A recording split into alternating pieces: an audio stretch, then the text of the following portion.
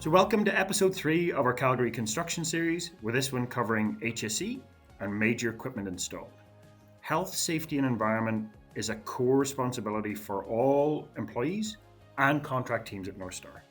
Our HSE coordinator, Julia Johnson, is currently leading all of the company's HSE programs and practices for our site, and in this episode, she'll be discussing how we keep our people safe. Welcome, Julia.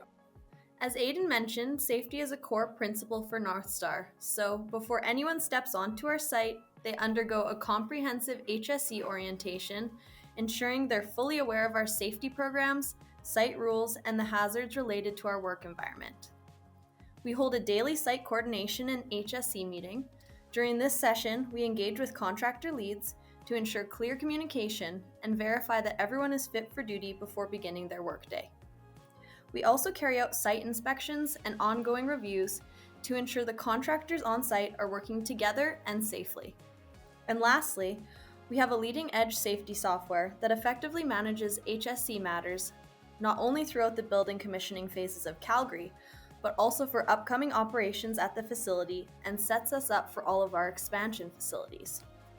To this point, we've operated at a 0 total recordable injury frequency, a very common measure used in industry to record safety performance.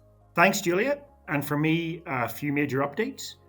All of the major equipment from the project has now been installed on site, which is obviously very exciting. As you can see from the video, the last major unit was lowered through the roof of the building right before Christmas. Finally, as I've mentioned previously, we expect to complete all of this construction work in early Q1 and commence commissioning, and that remains on track. And that, of course, will be subject of one of our next episodes in Q1.